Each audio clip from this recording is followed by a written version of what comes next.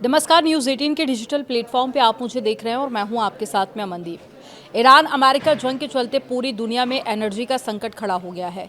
अब ऐसे में कई देशों ने अहम कदम उठाने भी शुरू कर दिए हैं, जिसके चलते दुनिया भर के देशों को ईंधन संरक्षण, महत्वपूर्ण क्षेत्रों को प्राथमिकता देने और अपनी आबादी के लिए निरंतर ऊर्जा उपलब्धता सुनिश्चित करने के लिए कड़े उपाय लागू करने पड़े हैं।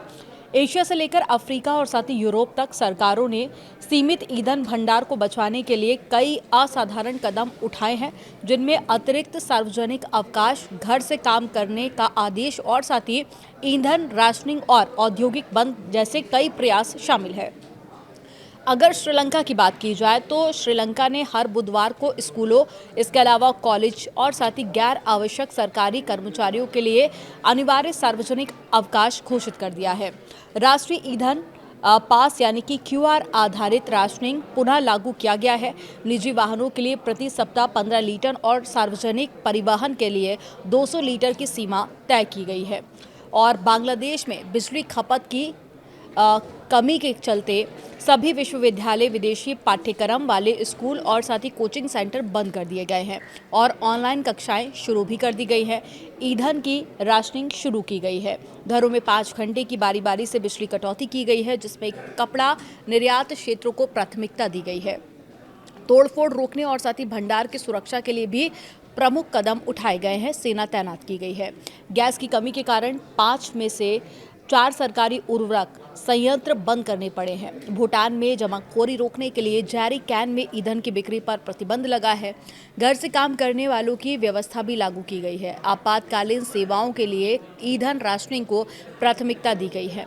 पाकिस्तान में सरकारी कर्मचारियों के लिए 4 दिन का कार्य सप्ताह और 50% घर से काम की ये जो फैसला है इसे लिया गया है। और इसके अलावा स्कूल और कॉलेज 2 सप्ताह के लिए बंद कर दिए गए हैं। सरकारी विभागों को ईंधन आवंटन में 50% की कटौती रहेगी।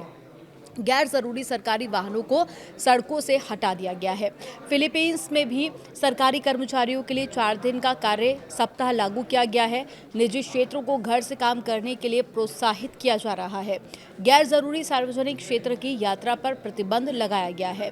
वियतनाम व्यवसायों से घर से काम करने की सुविधा देने का आग्रह भी किया गया है। सार्वजनिक परिवहन, साइकिल चलाने और साथ ही कारपूलिंग को प्रोत्साहित किया जा रहा है। अफ्रीका में भी कई सारे फैसले लिए गए हैं। मिस्र में 28 मार्च से मॉल, रेस्टोरेंट और साथ ही दुकान कार्य दिवसों में रात 9 बजे तक बंद हो जाएंगे। सरकारी इमारतें शाम 6 बजे तक बंद हो जाएंगे। बिजली की खपत कम करने के लिए रोशन बिलबोर्ड बंद कर दिए गए हैं। इसके अलावा दक्षिण अफ्रीका के कई प्रांतों में डीजल में साइन बोर्ड बंद होने के कारण उचित वितरण सुनिश्चित करने और साथ ही घबराहट में खरीदारी को रोकने के लिए खनिज और पेट्रोलियम संसाधन विभाग ने उद्योग स्तर पर नियंत्रित आवंटन उपाय भी लागू कर दिए हैं।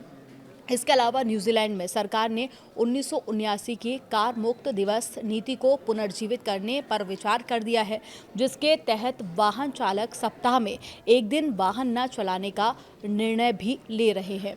और इसके अलावा कई और भी देश हैं जहां पर सरकार ने जमाखोरी और कमी को रोकने के लिए आधिकारिक डीजल खरीद कोटा लागू किया है, जिसमें प्रत्येक खरीदार द्वारा प्राप्त किए जा सकने वाले डीजल की मात्रा सीमित की गई है। इस तरह से कई देशों ने हालात से निपटने के लिए कई कदम उठाए हैं। फिलहाल इस पर आपका क्या सोचना है, कमेंट सेक्शन में ज़रूर बताइएगा।